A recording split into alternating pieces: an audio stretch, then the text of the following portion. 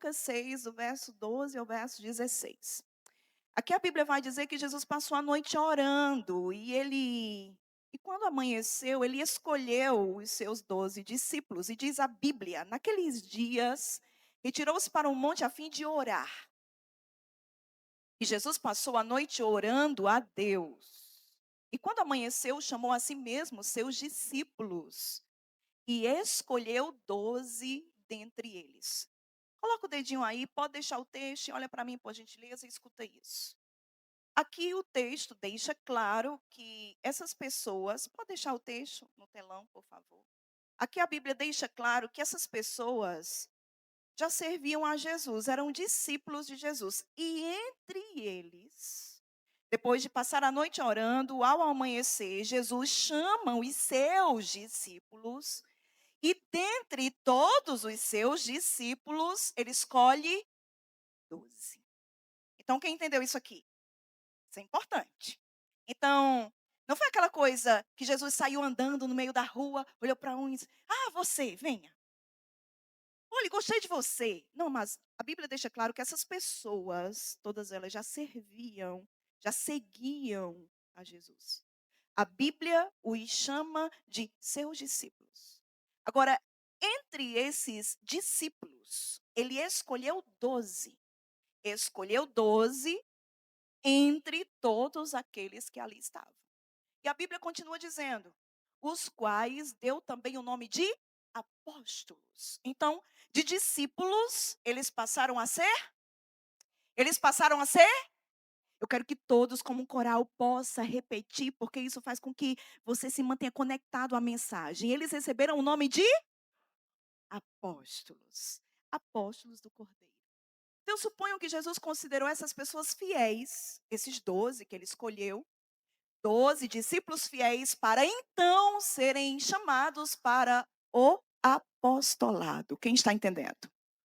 Quem é fiel no pouco, sobre o muito é colocado. Continuando, a Bíblia vai dizer o nome deles, verso 14.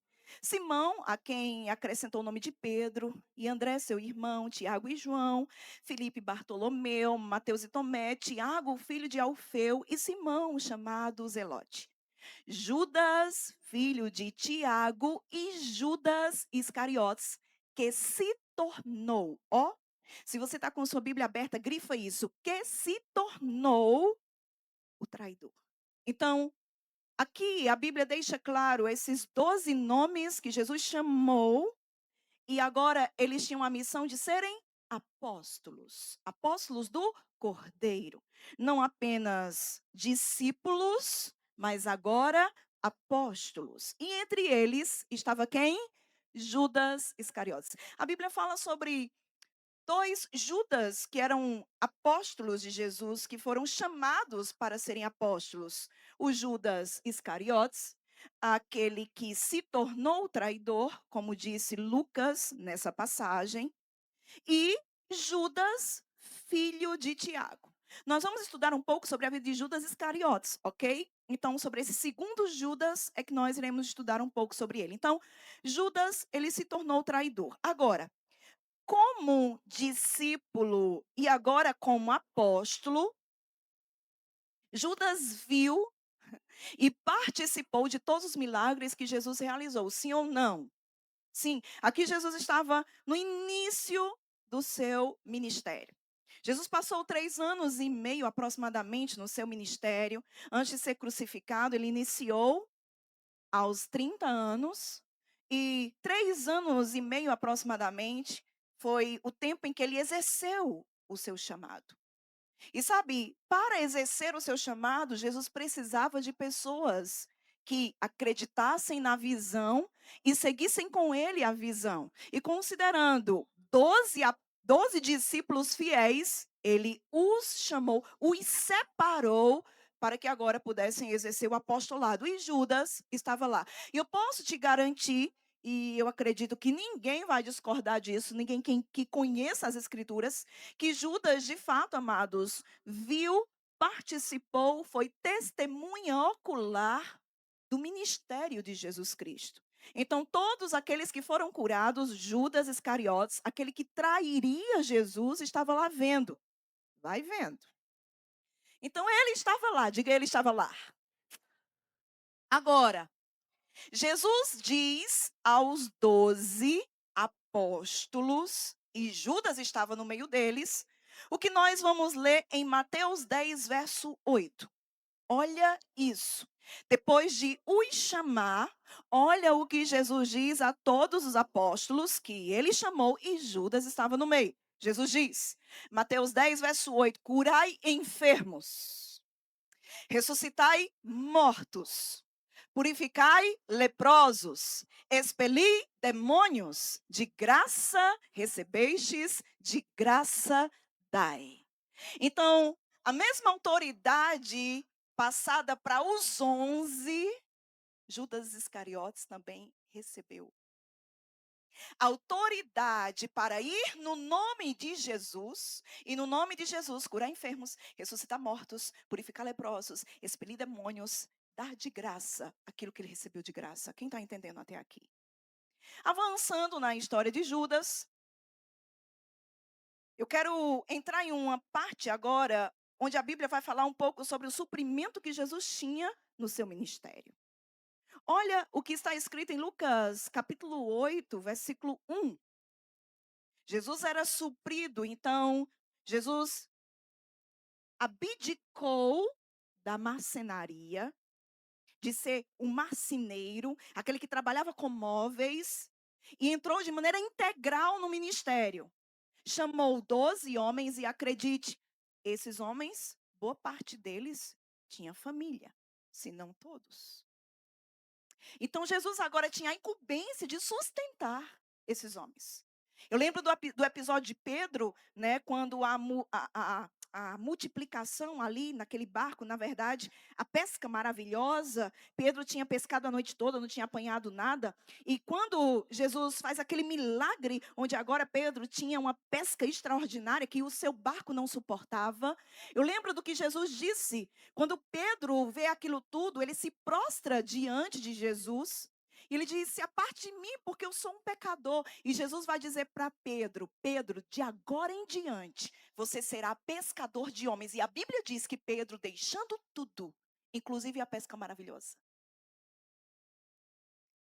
seguia Jesus. Então, é muito nítido, Pedro tinha esposa, ok? Pedro era casado. Então, esses 12 homens que foram chamados por Jesus para o apostolado, agora eram responsabilidade de Jesus. Jesus tinha que os suprir. Mas a Bíblia diz em Lucas 8, verso 1, aconteceu depois disso, que andava Jesus de cidade em cidade, de aldeia em aldeia, pregando e anunciando o evangelho. E olha, olha, olha, quem é com ele? Os 12. Queridos, você acha mesmo que essas pessoas estavam trabalhando secularmente e Jesus e os 12? Não, não estavam. Eles estavam integralmente no ministério. E a Bíblia diz no verso 2. E também algumas mulheres que haviam sido curadas de espíritos malignos e de enfermidades. A Bíblia cita o nome de algumas delas. Maria, chamada Madalena, da qual saíram 7 demônios. E Joana, mulher de Cusa, procurador de Herodes, Susana e muitas outras. Presta atenção. As quais lhe prestavam assistência com seus bens. Então, mulheres ricas, mulheres gratas, mulheres ricas, mulheres abastecidas que foram alcançadas pelo ministério de Jesus, agora decidiram servir o mestre. Porque quando a Bíblia diz que essas mulheres prestavam assistência com os seus bens, a palavra assistência que nós encontramos aqui, no original, é a palavra serviço. A Bíblia afirma claramente que estas mulheres, que vemos os nomes delas aqui, elas serviam a Jesus com os seus bens. Logo, Jesus era um homem suprido. Esquece esse negocinho do pobrezinho nasceu em Belém. Jesus nunca foi pobre. Jesus nasceu no lugar onde ele nasceu, porque não havia espaço. No lugar de hospedagem.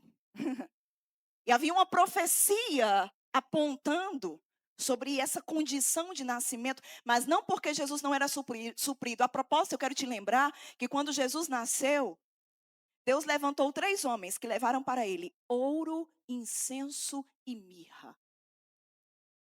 Jesus sempre foi suprido. E quando entrou no ministério não foi diferente. Então repete comigo para estrondar esse lugar. Diga: Jesus não é o pobrezinho que nasceu em Belém. Diga: Jesus sempre foi suprido.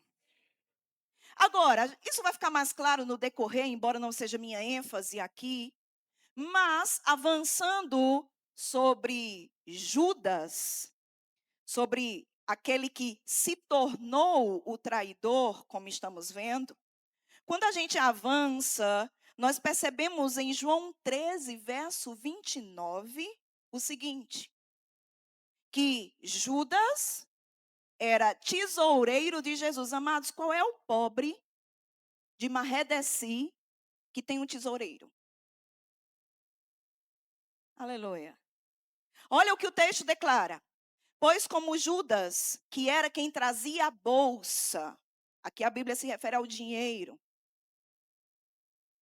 Pensaram alguns que Jesus lhe dissera: compra o que precisamos. Perceba, ele tinha essa missão de lidar com o dinheiro, literalmente como tesoureiro que libera ou diz: olha, hoje não tem para nada. Mas Judas tinha essa função de cuidar do dinheiro. E na continuidade, a Bíblia diz: compra o que precisamos para a festa, ou lhe ordena que desse alguma coisa aos pobres. Aqui tem todo um contexto, não vou entrar dentro disso. A minha ênfase nesse verso é para mostrar para você que Judas tinha a bolsa, ele era tesoureiro de Jesus. Então, percebe que a gente está construindo aqui um raciocínio sobre a vida de Judas. O seu chamado, a sua condição, ele não era traidor. A missão que Jesus deu: vá, cure, ressuscite os mortos, purifique os leprosos, faça tudo isso. Vocês, 12, os 12 têm essa autoridade. Percebe que tudo isso, Judas estava lá, Judas viu todos os milagres que Jesus realizou e Judas foi posto pelo próprio Jesus como seu tesoureiro.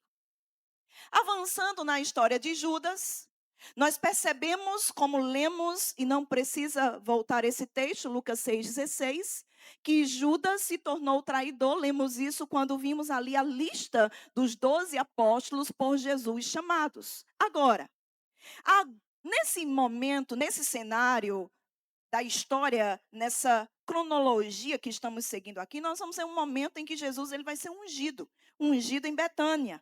Observa comigo em João 12, a partir do versículo 1, eu vou ler do verso 1 ao verso 8. Eu sei que esse é um texto bem conhecido de quem lê a Bíblia. Mas vamos ler novamente. 6 dias antes da Páscoa, foi Jesus para Betânia. Jesus foi para onde? Onde estava Lázaro, a quem ele ressuscitara dentre os mortos. Ou seja, Jesus tinha ressuscitado Lázaro. E quem tinha visto Lázaro ressuscitar? Quem? Quem? Não, é Judas. A resposta é Judas. Agora diga, estrondando nesse lugar. Quem? Mas o que aconteceria contigo se tu tivesse visto a ressurreição de Lázaro? Experiências com Deus. Experiências com o sobrenatural. Quem está entendendo esse negócio aqui? Aí, verso 2. Em gratidão, porque toda gratidão é demonstrada de alguma maneira, não existe gratidão silenciosa. Deram-lhe, pois, ali, verso 2, uma ceia. Marta servia, ou Marta para gostar de servir, eita glória. Sendo Lázaro um dos que estavam com ele à mesa, com Jesus à mesa. Verso 3. Então Maria, tomando uma libra de bálsamo de nardo puro muito precioso, ungiu os pés de Jesus e os enxugou com os seus cabelos. E encheu-se toda a casa com o perfume do bálsamo. Mas Judas, ô infeliz. Infeliz de porta. Como é que tu vê uma ressurreição, infeliz de porta? E tu não tem honra por aquele que foi o agente dessa ressurreição. Perceba que não era traidor, Judas não era traidor. Ele se tornou. Em que momento? Eu penso comigo, queridos, que quando Judas viu aquela bolsa, viu aquele monte de dinheiro entrar, aquelas mulheres ricas sendo generosas, ele simplesmente cresceu o olho naquilo que não era dele. Agora vamos lá, porque isso vai cair na tua cabeça. Te garanto. E vai levar você a uma reflexão profunda. Continuando, o texto diz, mas Judas Iscariotes, um dos seus discípulos, e como vimos, apóstolo, o infeliz, o que estava para traí-lo, ele ainda não tinha traído, aquele traidor estava nascendo dentro dele. Aquele traidor estava sendo alimentado dentro dele. Aquilo estava crescendo dia a dia, sem que ninguém percebesse. Exceto Jesus, porque Judas nunca enganou Jesus. Por que Jesus manteve Judas? Por que Jesus manteve Judas? Porque Jesus nunca desistiu. E sobre os seus discípulos, sobre aqueles que ele os chamou, todos eles, a Bíblia vai dizer que amando, os amou até o fim. Mesmo sabendo, mesmo vendo, Jesus não desprezou. Jesus continuou dando a oportunidade de Judas fazer diferente. Avançando, a Bíblia declara, verso 5. Porque, olha o que Judas diz, verso 4. Mas Judas Iscariotes, um de seus discípulos, o que estava para traí-lo, disse: porque toda desonra que é nutrida no oculto, chegará o dia que ela vai brotar. Pelos lábios, pelas ações, pela postura. E aquilo é tão você que você nem entende que acabou de liberar algo muito ruim. Aquilo foi nutrido, aquilo faz parte da sua essência, aquilo foi gerado dentro de você, sustentado dentro de você. Olha o que a Bíblia continua dizendo. Por quê? Olha o que Judas diz. Por que não se vendeu este perfume por 300 denários? E não se deu aos pobres? Hipócrita. Hipócrita, e a Bíblia vai dizer isso, hipócrita. Isto disse ele, não porque tivesse cuidado dos pobres, mas porque era... Você pode repetir essa palavra comigo? Judas era? Mais forte, Judas era? E tendo a bolsa, olha o tesoureiro, e tendo a bolsa, tirava o que nela se lançava. Jesus, entretanto, disse, deixa que ela guarde isto para o dia em que me embalsamarem. E sobre os pobres, vocês sempre os terão convosco, mas a mim nem sempre me tereis. Olha que coisa bonita. Ah, por que tudo isso para um líder? Ah, por que tudo isso para um homem? Ah, por que tudo isso para Jesus? Não se deveria vender este perfume e dar aos pobres? Quem olhava e não sabia quem Judas era, pensou, oh, que visão abrangente. O líder, coitado, não tem visão de nada. Está ali querendo tudo para ele, Jesus, mas esse aí tem a visão. Isso daqui, certamente, para quem estava ouvindo, capturou o coração de algumas pessoas. Mas a Bíblia deixa claro que Judas não fez isso porque tivesse cuidado com os pobres. Ele fez isso porque ele pensou, esse dinheiro podia vir para a bolsa. Vindo para a bolsa, eu teria acesso a ele. E tendo acesso a ele, eu podia meter a mão em uma parte que não é minha. Os pobres era só a desculpa. Os pobres era só a maquiagem. Mas era o ladrão em operação. Agora, sabe, queridos, sobre Judas, escuta com muito cuidado o que eu vou dizer. Quando eu olho para esse texto, Judas, sabe, muitas pessoas são como Judas. Quando elas ouvem sobre dinheiro, quando elas veem sobre dinheiro, pessoas que são crentes, mas quando ouvem sobre dinheiro, sobre dar, Judas se levanta dentro delas. Por que não dá aos pobres? O meu dízimo, eu faço o seguinte, eu compro cesta básica e dou aos pobres. Isso não é dízimo, isso é ação social. O dízimo quem estabeleceu foi Deus e diz como ele deve ser dado. Malaquias 3:10. Trazei todos os dízimos para a casa do tesouro, para que haja mantimento na minha casa. Se você não segue isso, você está dando esmolas, você está fazendo ação social, mas dízimo tem padrão. Então não pegue o seu dízimo para fazer ação social, porque ação social é uma coisa, dízimo é outra. Quem mandou dar o dízimo disse o que fazer. Coloca aqui Malaquias 3:10 para mim, por favor. Esse texto nem mandei para eles, mas eu quero ler contigo. Para a gente pisar no pescoço de Judas hoje. Na verdade, enforcá-lo. Trazei. Isso aqui não é sugestão. O verbo está no imperativo. É uma ordem. Trazer o quê? Todos, plural. Os, plural. Dízimos, plural. Para os entendedores de língua portuguesa. Isso aqui não é um dízimo. Isso aqui é no mínimo 2, porque tem plural aqui. Rose, como assim? Se você trabalha em uma empresa e você recebe um valor dela, você dá o dízimo dela. Se você trabalha um extra, você dá o dízimo do seu extra. Você dá o dízimo de tudo. Agora a gente vai melhorar isso aqui. Porque mensagem boa é aquela que a gente entende. Vamos melhorar isso aqui? Quantos empresários tem aqui? Dá tchau para mim. Tá com medo? Não fica com medo não, tá tudo bem. Quantos empresários tem aqui? Em nome de Jesus, levanta sua mão. Amém. Mensagem de Deus para você. E quem quer ser empresário? Você está crendo que em 2026 você vai romper. Glória, essa mensagem é uma mensagem de vida para você. Você já vai começar bem. Todos os dízimos. Você é empresário e você é um empresário organizado. Diga glória a Deus. E aí a sua empresa arrecada 100 mil mês. 100 mil mês, ok? Aí como você é organizado, você é um administrador, você escolhe você decide que aquela empresa vai te pagar um salário. Porque o trabalhador é digno do seu salário. Então você decide que a empresa pague a você 30 mil reais por mês. Então esse é o seu salário.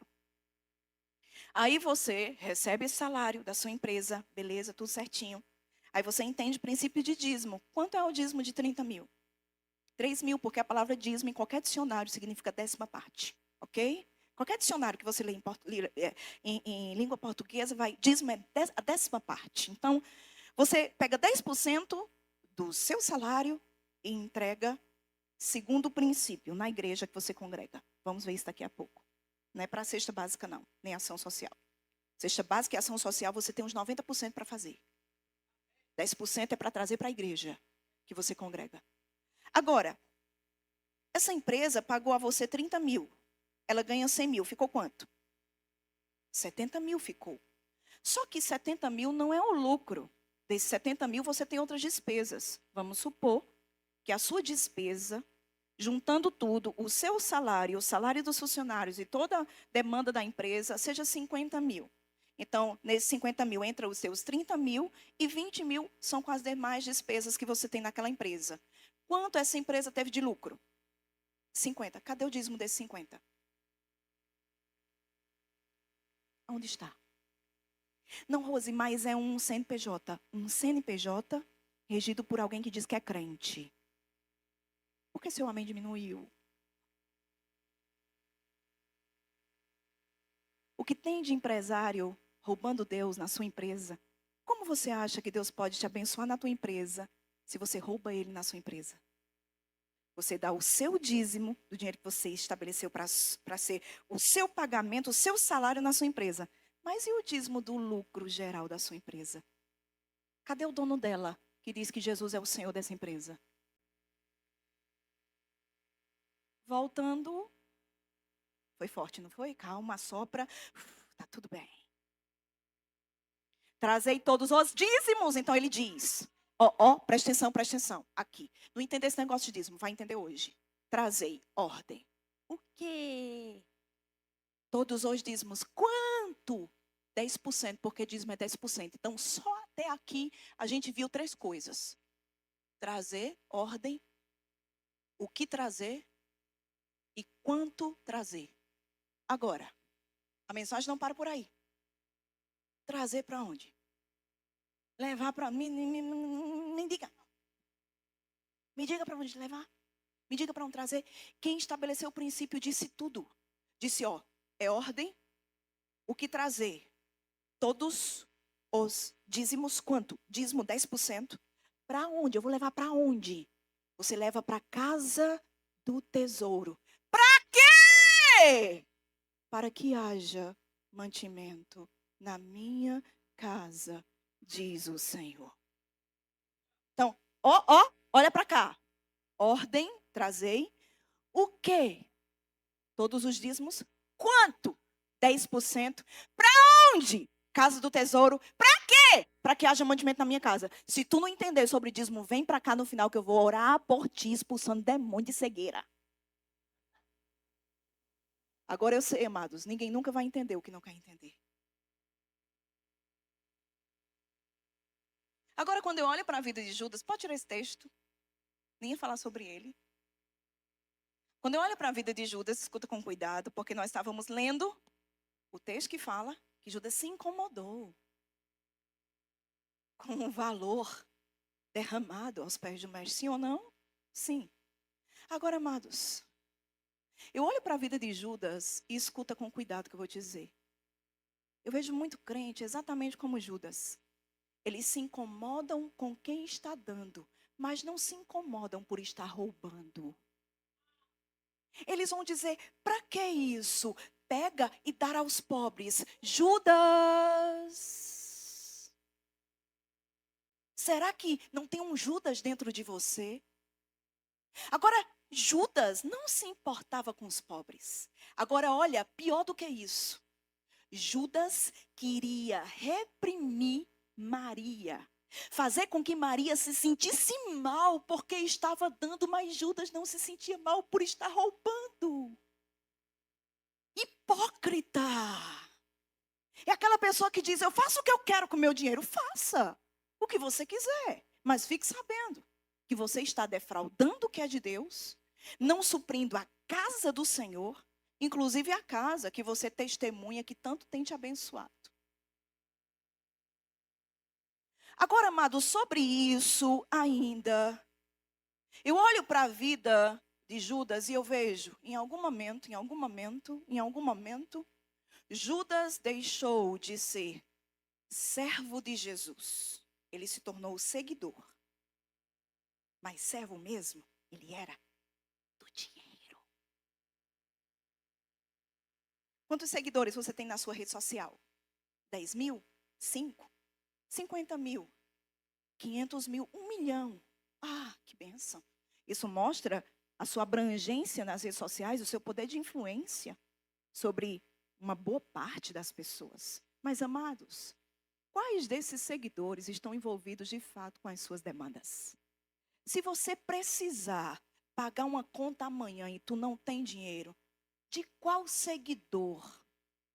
A qual seguidor tu vai pedir ajuda? Eu te digo, amados, não passe de 5 daqueles que estão lá, de 10, talvez de 15. E olhe lá, estou assim, sendo bem generosa. Então percebe, seguidor é uma coisa, discípulo é outra. Tem muita gente como que num trio elétrico. Ah, Jesus, ser gospel, igreja. Ah, eu vou para o céu, eu vou para o céu. Atrás de Jesus só não vai quem já morreu. Junta o negócio de carnaval com o negócio de Jesus e aquele desmantelo. Eu vejo muito crente, oba-oba. Você faz parte de que igreja? Eu faço parte da melhor igreja de Caruaru. Da Verbo Maurício de Nassau. E que bênção. Pergunta. Eu quero perguntar para você. E eu não quero que você responda audivelmente. Responda para você. Essa pergunta ela é bem importante. E eu quero que você, de maneira intencional mesmo, reflita sobre ela. A pergunta é, para você que me escuta, se dependesse do seu dízimo, a igreja que você congrega estaria aberta ou já havia fechado? Se dependesse do seu dízimo, esquece o irmão rico da igreja, porque uma igreja como essa não é sustentada por um homem só, não. É sustentado por muitos fiéis. Está para nascer uma igreja que um homem só sustente. Deus vai levantar, amados, os seus fiéis, os seus valentes para serem mantenedores da casa dele. Agora, olha para mim. Se dependesse do seu dinheiro, do seu dízimo, essa igreja estaria aberta ou já havia fechado? Se dependesse do seu dízimo, esse altar existiria? Você estaria cantando aqui, a Ele a glória. Seu filho estaria no departamento infantil? Esse sermão estava sendo ouvido por você agora? Você estaria nessa cadeira fofinha, nesse ar-condicionado? Se dependesse do seu dinheiro, essa igreja que tem alcançado multidões nessa cidade, já teria cumprido o seu propósito? Ou estaria com as portas fechadas? Porque, na verdade, o seu Senhor é o dinheiro. Quem é o seu Senhor? Seguidores de Jesus, servos de Mamon. Sim, Senhor. Amados, olha para mim e escuta isso. Gente que decide confiar. Gente, literalmente, gente, amados, que decide. Porque é uma decisão. Gente que confia mais em ficar com os 10% do que entregar os 10% a Deus. Gente que, consciente ou inconsciente, ela pensa assim: não, os 10% vai render mais na minha mão. Vai ter mais solução na minha mão. Eu vou fazer o que eu quiser com esses 10%. Gente que confia mais, ó. Gente que confia mais em ficar com os 10% do que entregar os 10% a Jesus. Agora, irmão, irmão, escuta o que eu vou te dizer, porque você é inteligente. Eu disse, você é inteligente. Me assuste não. Eu disse, você é inteligente. Só quem se considera inteligente diz amém. Você é inteligente. Se 90% que fica na tua mão não está resolvendo tua vida, tu acha mesmo que roubando 10% de Deus, tu vai resolver tua vida? Deixa esta palavra para a meditação dos irmãos. Voltando para o ladrão, Judas. E a minha oração é que você não esteja associada com esse espírito, porque ele não está mais aqui em corpo, mas esse espírito que defraudou o ministério de Jesus por meio de Judas continua operando hoje, defraudando muitas igrejas que poderiam estar avançando muito mais e fazendo muito mais, mas estão detidas porque seus recursos são limitados. Sobre esse ladrão aqui, que eu creio que não é você. Aleluia.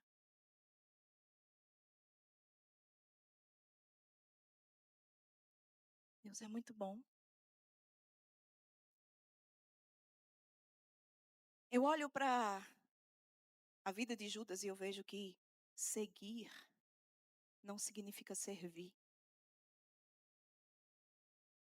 Você pode seguir muitas outras pessoas nas redes sociais, mas você serve elas? Não, você é só um seguidor delas. Com poucas delas você está envolvido. A maneira, amados, como eu lido com dinheiro, a maneira como eu lido com dinheiro, pode me tornar um traidor de Jesus. Como assim, Rose? Porque, na verdade, queridos, isso aqui é quebrar o primeiro mandamento. Quando eu coloco qualquer coisa no lugar de Deus, eu estou quebrando o grande primeiro mandamento de amar a Deus sobre todas as coisas. Jesus disse em Mateus 6:24, ninguém pode servir a dois senhores, porque ou há de aborrecer-se de um e amar o outro, ou se devotará a um e desprezará o outro. Não podeis servir a Deus e às riquezas. O dinheiro, amados, é um excelente servo, mas um terrível senhor. Possua o dinheiro, mas nunca permita que o dinheiro possua você. Em 1 Timóteo 6,10, isso é tão perigoso que olha o que Paulo disse para Timóteo. Porque o amor do dinheiro é a raiz de todos os males. O amor do dinheiro. É o dinheiro que é a raiz de todos os males? Não, é o amor ao dinheiro. Então você não pode amar o dinheiro e pensar que vai ter uma vida de sucesso. Mas uma coisa é riqueza, outra coisa é prosperidade. Tem gente que tudo que tem é dinheiro, mas é um ladrão, como Judas era. Tem às custas de enganar pessoas, defraudar o reino e tantas outras coisas que eu poderia citar aqui. A Bíblia chama isso de riquezas de origem ilícita. Quando eu minto para ter, quando eu defraudo para ter, quando eu roubo para ter, quando eu engano para ter. Como é que eu sei se o dinheiro é meu Deus ou não? Simples. Se você quebra princípio para ter o dinheiro, isso mostra que o dinheiro tem você. Como é que eu sei se o dinheiro é meu senhor ou não? Simples. Você quebra princípio para tê-lo? Se você quebra princípio para ter o dinheiro, isso mostra que o dinheiro tem você. E Jesus disse: você não pode servir a dois senhores. E Paulo disse: o amor do dinheiro é a raiz de todos os males. Alguns nessa cobiça fizeram o quê, queridos? Se desviaram da fé. Fé aqui é pistes, fidelidade, se desviaram da fidelidade. E olha, olha, olha, olha, foram muito abençoados. Oh, eles foram muito abençoados com toda sorte de bens para a direita, para a esquerda. Não, amados, essas pessoas, a Bíblia acabou de dizer no Novo Testamento que elas se desviaram da fé e a si mesmas se atormentaram com muitas dores. Tem sofrimentos, amados, que não vêm do diabo, não. Nós somos os causadores, porque estamos agarrados com aquilo que não é nosso. A Bíblia não diz, e o diabo os atormentou com muitas dores, não. A si mesmos eles se atormentaram com muitas dores. Avançando, a Bíblia deixa claro que esse Judas, que se incomodou com a doação de Maria, roubava Jesus. Lemos lá em João 12:6. Isso disse ele, não porque tivesse cuidado dos pobres, mas porque era ladrão. E tendo a bolsa, pegava, tirava para si o que nela se lançava. Agora, e nós, amados? E nós? Será que nós não estamos nesse lugar que Judas um dia ocupou? Um dia Jesus fez essa pergunta para pessoas, eu quero te fazer ela hoje, quero que projete inclusive o texto. Malaquias 3:8. Porque nós estamos vendo sobre o ladrão Judas. Mas e nós? Será que não estamos fazendo o mesmo? Olha o que diz aqui. Deus perguntando, aqui é uma pergunta de Deus. Ele diz: roubará o homem a Deus? O que é que você acha? Um homem pode roubar Deus, sim ou não? Roubar Deus, mas é muito forte, não é? Não sei como você lida com essa pergunta, mas eu acho uma pergunta muito forte. Com uma afirmação muito forte. Roubará o homem a Deus? Pergunta. Agora é interessante que quem responde é o próprio Deus, não é nem eles. Deus responde e diz: todavia, vós me roubais.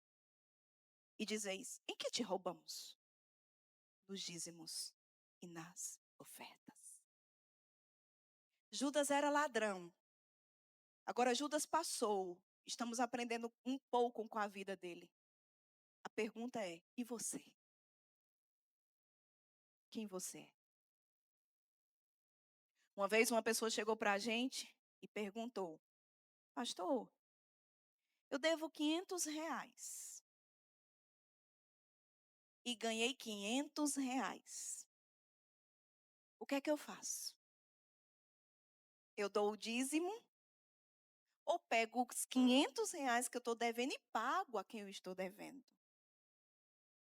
O que você diria, irmão? Não responda não, só pensa. Porque, pastor, o meu nome pode ir para o SPC, pastor. E a Bíblia não fala, pastor, sobre o bom nome? E agora, pastor? O que eu faço? Eu gostei da resposta que o pastor deu. Ele disse: dê o dízimo. Porque ninguém paga conta com dinheiro que não é seu.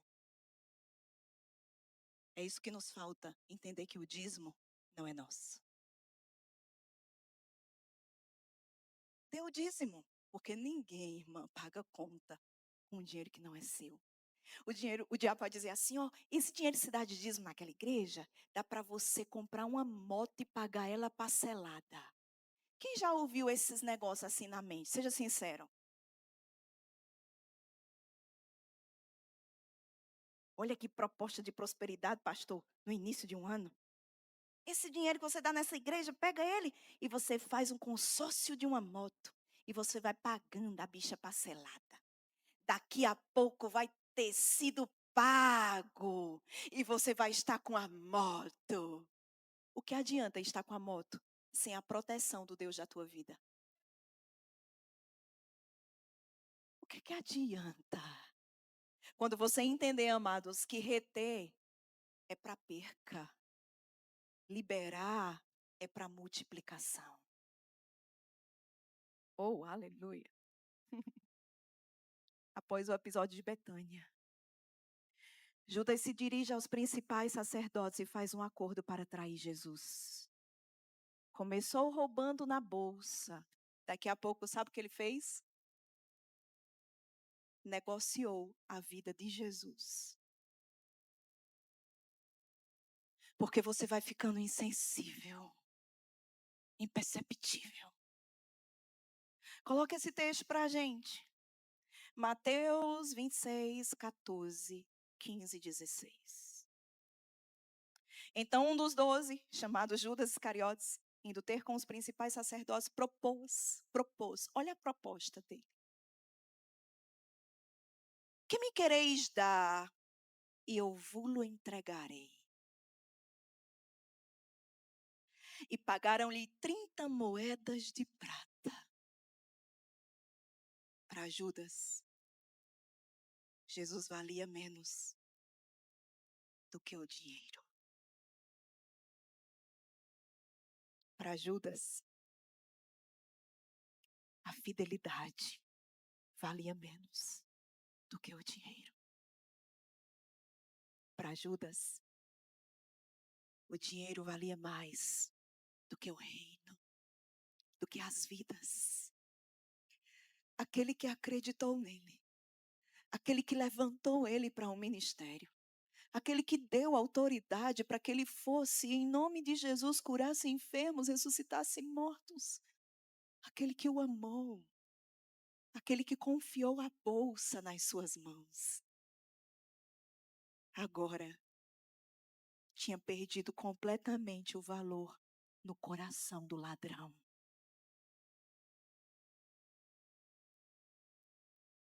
Verso 16.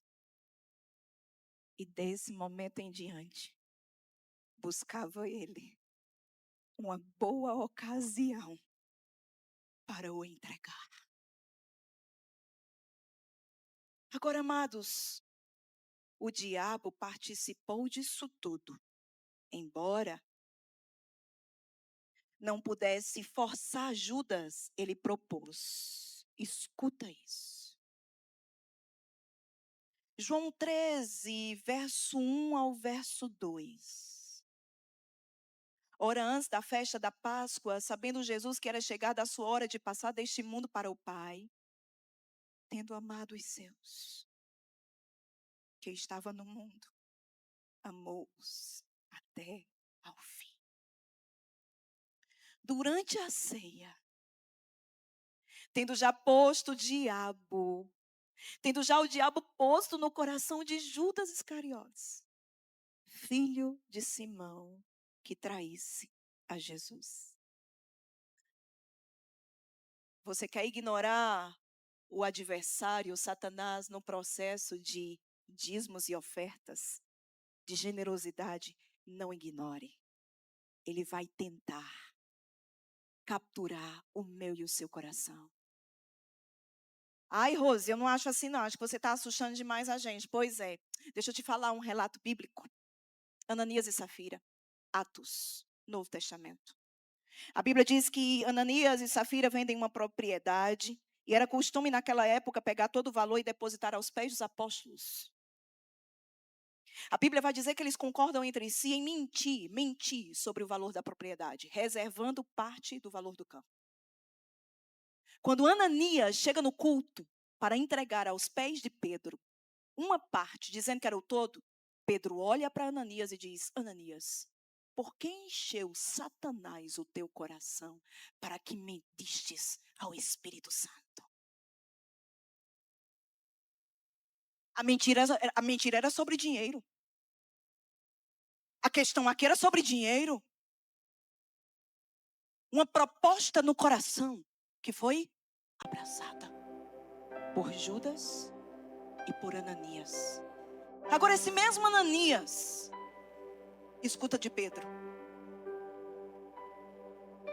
aqui estão aqueles que te levarão. E Ananias fez assim. Morreu. Novo Testamento. Uma mentira sobre dinheiro. Lá vem Safira para o culto, arrumada, esplêndida. O sapato era novo. Tinha sido comprado com o valor do dinheiro do campo. Lá vem ela. Graça e paz, apóstolo Pedro. Olhe, eu sei que meu marido já passou por aqui. Foi esse o valor. Pedro ainda dá a oportunidade, diz: foi por tanto que você vendeu essa propriedade. Foi por tanto. Pedro olha e diz: aqui estão os pés dos que levaram teu marido.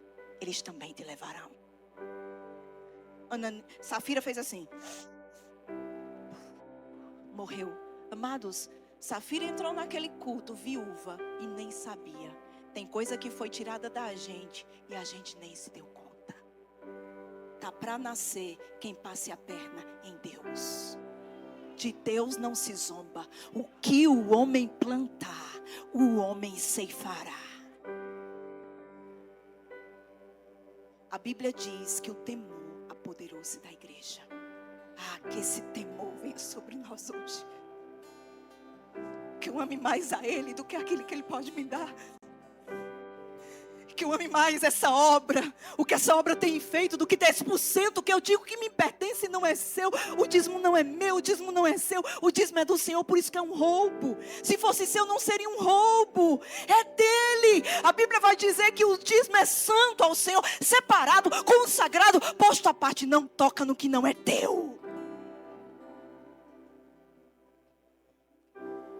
Paulo escrevendo para a igreja em Éfeso, ele vai dizer, Efésios 4:27, não dê lugar ao diabo. Porque eu vou ter na minha vida o lugar que eu dei a Satanás. Agora eu disse esses dias na minha igreja, e eu vou dizer aqui de novo, tá para nascer o crente que fica com dízimo, tá? Tá para nascer. Tá para nascer esse que fica com uns 10% no bolsinho, tá para nascer. Você jura que fica com aquele grande 10% no seu bolso. Meus 10%. Irmão, fica não. Fica não. Porque quem retém mais do que é justo, diz sua Bíblia, vai ser impura perca. Reter o que é de Deus é reter aquilo que não é justo. Não é seu, é dele. Você está pegando no que não é seu, é dele. Fica não, irmão. Sabe o que acontece? Dá bicho no arroz. Estava na validade, mas dá bicho. O pneu da moto fura. O gato incha a barriga, tem que levar para o veterinário. Gastar R$500. Estava tudo avançando, de repente, pá, trava. Está para nascer um crente que fique com um dízimo. Fica não. Tu vai ter que dar ou a Deus ou a Satanás. O que tu pode fazer é escolher a quem vai dar. Agora sobre Satanás, eu quero te dizer, e eu vou falar com propriedade, porque eu já estive lá. 10 anos na Umbanda, 10 anos umbandista. Tranca-rua, Chucaveira, Pomba Gira, Zé Pilintra, Duval Pereira, todas aquelas entidades que nós consultávamos naquele centro de macumba. Se a Pomba Gira baixasse e dissesse assim, eu quero uma champanhe, uma galinha preta uma vela vermelha. E o cavalo, porque eles chamam de cavalo aqueles que eles possuem, e o cavalo vai fazer o despacho para mim. Ela pediu champanhe, ela pediu vela, ela pediu galinha preta. Vai comprar uma galinha preta doente para levar para ela? Com a pereba na coxa? Vai comprar uma champanhe meia boca quando tem dinheiro para comprar uma melhor? Vai pegar a vela vermelha, preta, azul. É vermelha que ela pede ou preta. Mas vai pegar essa vela como um resto do dia que faltou energia na tua casa e tu acendeu. Aí ficou uma bituca assim, aí tu diz, é essa aqui que eu vou dar a ela. Vai! Para tu levar uma pisa. Sofrer um dano.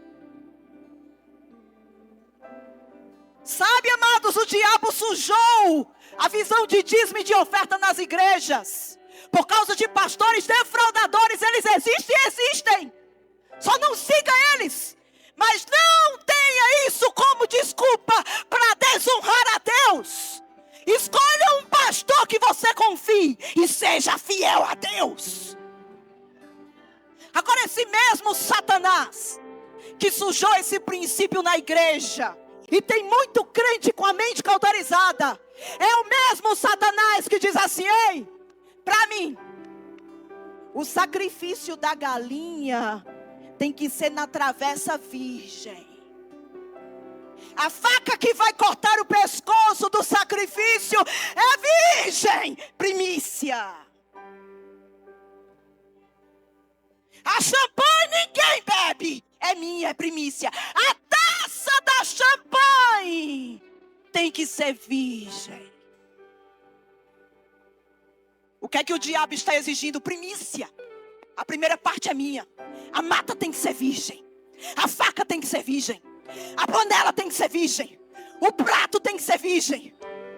A taça tem que ser virgem. A mata tem que ser virgem. O rio tem que ser água corrente para não reter banho de ninguém.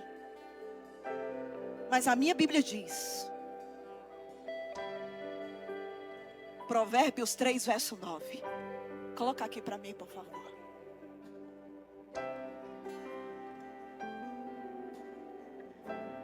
A gente era o povo para entender mais de primícia e de dízimo e oferta do que qualquer um bandista. Mas você nunca vai entender o que você não quer entender. Honra ao Senhor com os teus e com as primícia, que é a primeira parte de toda a tua renda. Agora, amados, prepare-se, porque uma coisa é você honrar pombangira em um terreiro, outra coisa é você honrar o Senhor dos Senhores. Olha o que ele disse no próximo verso: e se encherão fartamente os teus celeiros, e transbordarão de vinho os teus lagares, porque é impossível você honrar a Deus e não ser honrado por Ele.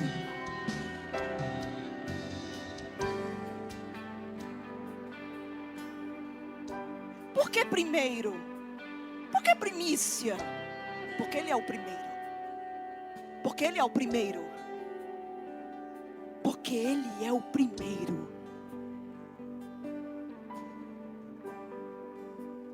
Leia a sua Bíblia na história sobre Jericó, dever de casa. História de Jericó e suas muralhas. Você vai descobrir uma coisa. Jericó foi a primeira cidade, primeira cidade que os israelitas pisaram depois de atravessar o Jordão, ingressando em Canaã. Primeira terra, primícia. Deus vai dizer: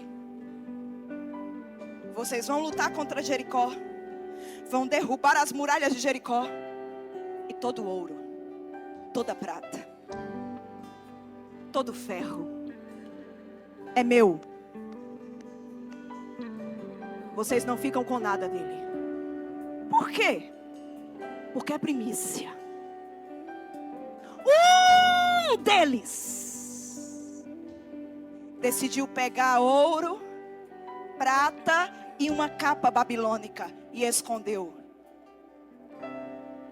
Israel lutou, venceu Jericó, mas Deus disse: tem alguém no meio de vocês que me roubou. Aí o exército de Israel se levanta para lutar contra outra cidade, seu nome Ai. Ai. Vieram para Josué e disseram: não canse o povo não. 2 ou 3 mil homens é ideal para vencer os homens de Ai, porque eles são poucos e fracos. 3 mil homens Josué mandou. Foram derrotados por Ai. Alguns deles mortos. Quando esse povo volta para Josué derrotado, Josué rasga sua roupa, começa a buscar ao Senhor e a questionar: Deus, se é para morrermos aqui, parecia Moisés falando, se é para morrermos aqui, por que nos trouxestes? Deus disse: tem pecado no meio do povo. Tem pecado no meio do povo. Pegaram o que era meu, esconderam o que era meu. Enquanto o que é meu não for devolvido, vocês não poderão vencer seus inimigos.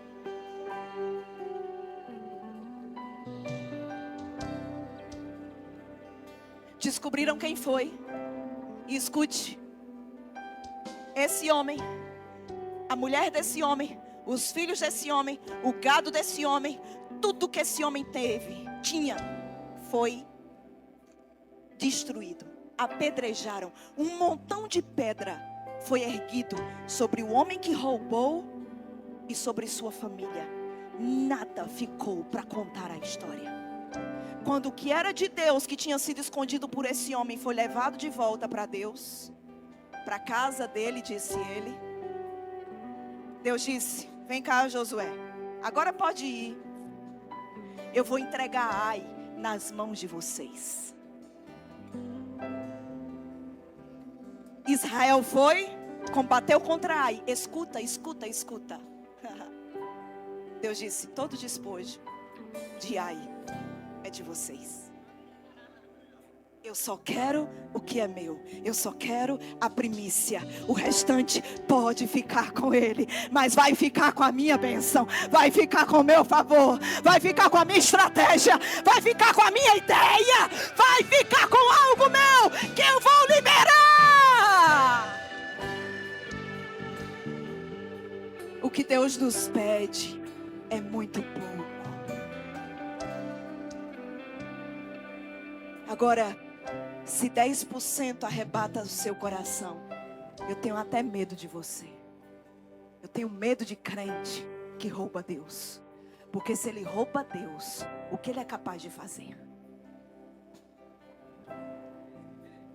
Se ele é infiel a quem fez tudo por ele, você acha que um crente desse vai ser fiel a você? Ô irmão, vai não. Eu tenho medo de crente que rouba Deus.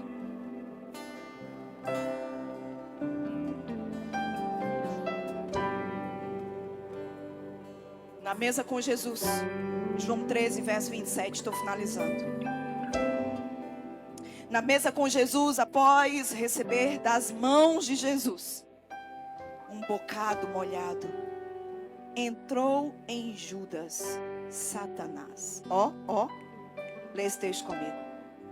E após o bocado, imediatamente entrou nele Satanás. A palavra entrar aqui no original é tomar posse do corpo. Judas ficou possesso. Começou com uma influência que se tornou uma possessão. E Jesus lhe disse: o que pretendes fazer, faze-o depressa. No Getsemane, Judas com um beijo. Oh meu Deus do céu. Eu tenho medo de ladrão. Ladrão tem dupla face. Ele engana, ele defrauda, ele ludibria, ele é hipócrita. Lucas 24, verso 47, verso 48. Olha o que a Bíblia diz. Falava ele ainda, Quem? Jesus. Quando chegou uma multidão. E um dos 12, chamado Judas, que vinha à frente deles, aproximando-se de Jesus para o beijar. Jesus, porém, lhe disse: Judas, com um beijo, traz o filho do homem.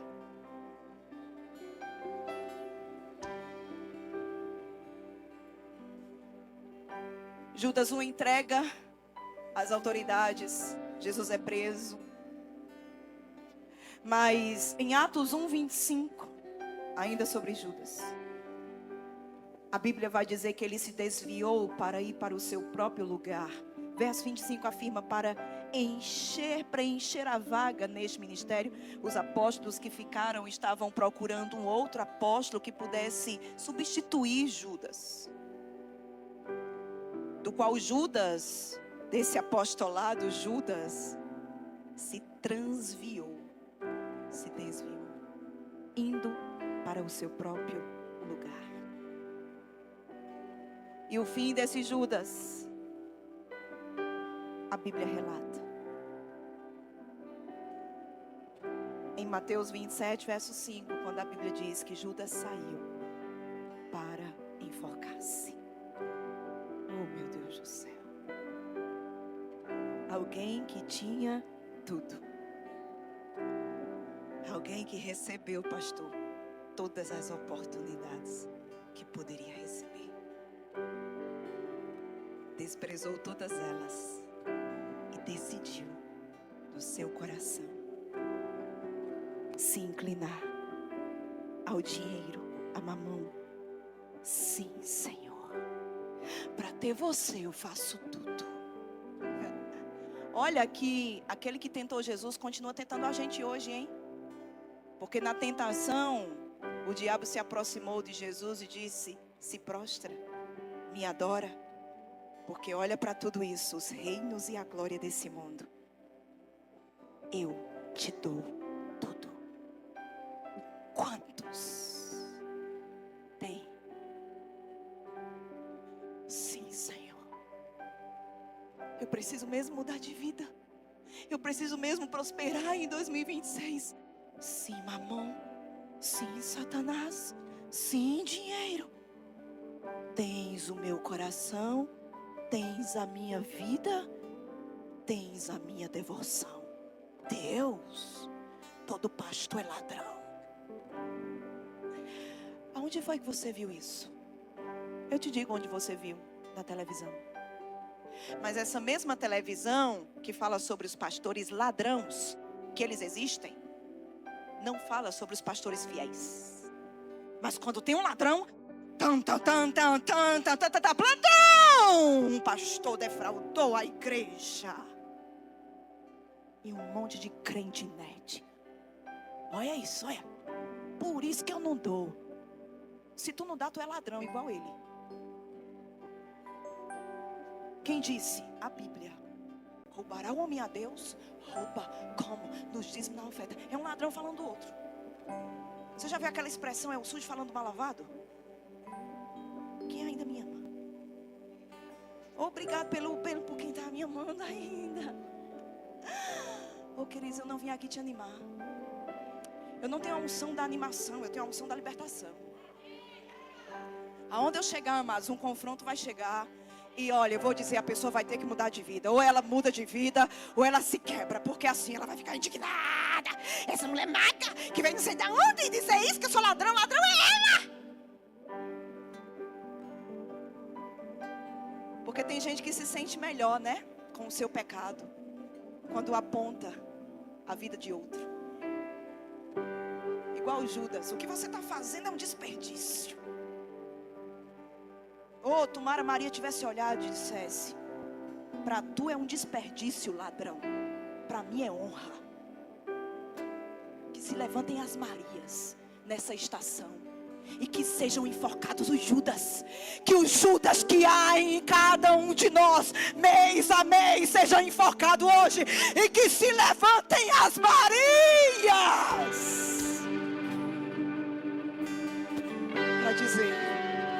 vale uma ressurreição, pastor? Não tem preço. Foi isso que ela recebeu, a ressurreição do irmão dela. Agora, para um ladrão chegar e dizer, para que isso?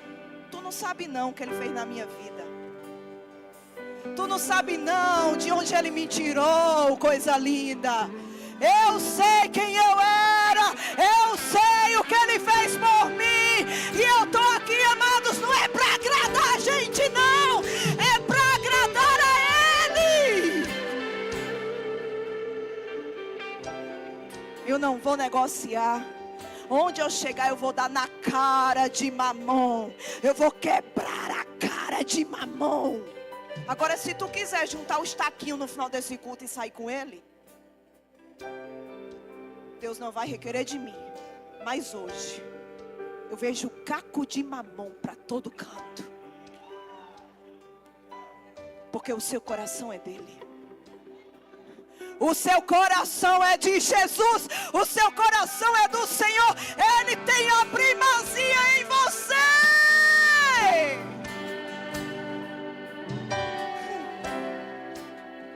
Finalizando, eu olho para a vida de Judas. Escuta isso com cuidado. Eu olho para a vida de Judas, pastor, e eu olho para a vida de Zaqueu. Isso é muito interessante.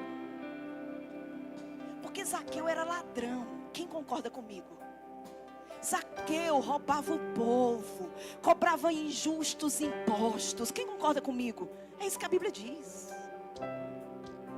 Mas eu olho para a vida, olha para mim, estou fechando. Eu olho para a vida de Zaqueu.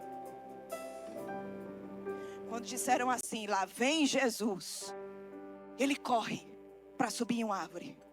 Como um Zaqueu, eu quero subir o mais alto que eu puder, só para te ver e olhar para ti. Cante comigo. E chamar sua atenção para mim. Eu preciso de ti, Senhor. Eu preciso de ti, ó Pai. Canta isso. Sou pequeno demais, me dá a tua paz, largo tudo pra te seguir.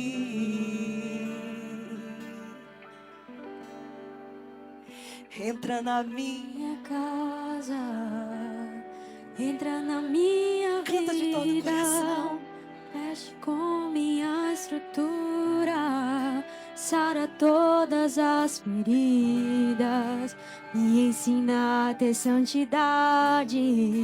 Quero amar somente a ti, pois o Senhor é meu bem maior. Faz um milagre em mim. Esse Zaqueu, cobrador injusto de impostos. Ele sobe naquela árvore e ele fica querendo ver Jesus. A Bíblia diz que ele era de pequena estatura e ele não conseguia ver Jesus no meio da multidão porque ele era pequenininho. Aí ele sobe na árvore. Quando Jesus vai passando, ele olha para Zaqueu e diz: Zaqueu, desce depressa, porque me convém hoje estar na tua casa. Ouça com atenção. Em um instante com Jesus. Em um instante com Jesus, Zaqueu teve um nível de entrega que Judas, em 3 anos e 6 meses, não teve. Ele disse: Senhor, se eu tenho defraudado alguém,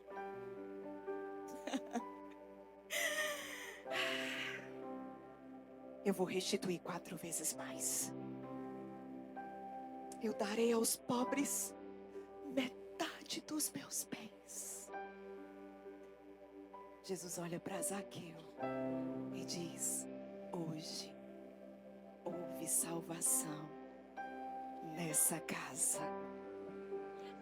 Zaqueu mudou o senhorio do seu coração. O senhor dele era o dinheiro. O senhor dele era Mamom. Mas quando ele viu Jesus, ele disse: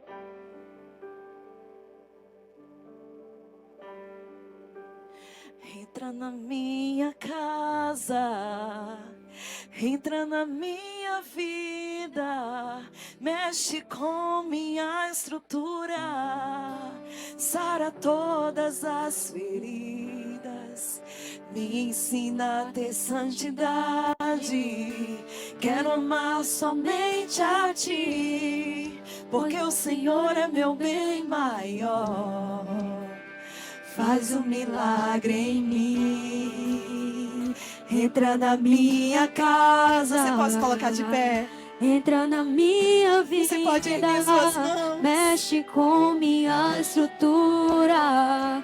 Sara todas as feridas. Me ensina a ter santidade. Quero amar somente a ti, porque o Senhor é meu bem maior. Faz um milagre em mim. Finalizando, eu olho para a vida do apóstolo Paulo e para a atitude de uma igreja, a igreja da Macedônia, que Paulo vai dizer em 2 Coríntios, capítulo 8, ele vai dizer: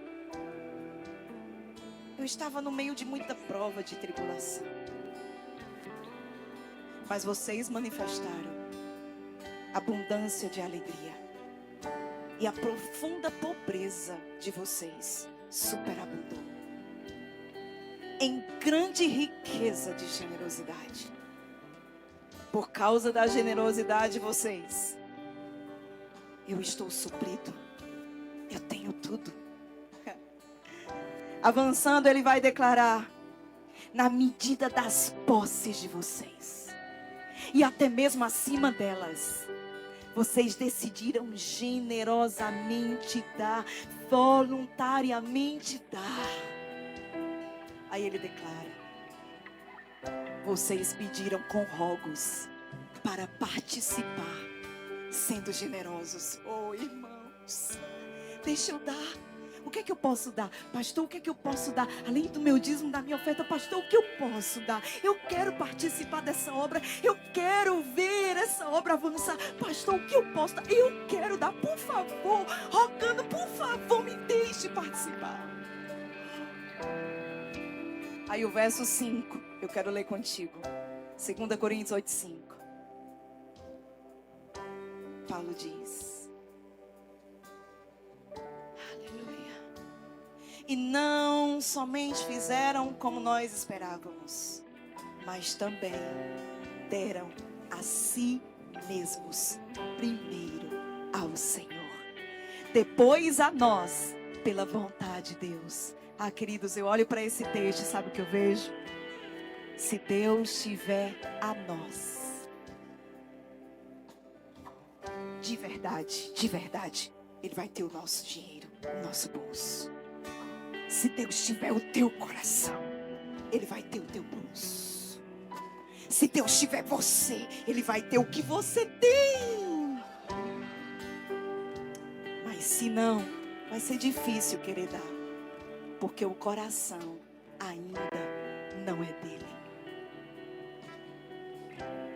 Por fim, eu lembro de Jesus dizendo, meu último texto, Marcos 10, 23 e 24. Então Jesus, olhando ao redor, disse aos seus discípulos: quão dificilmente entrarão no reino de Deus os que têm riquezas.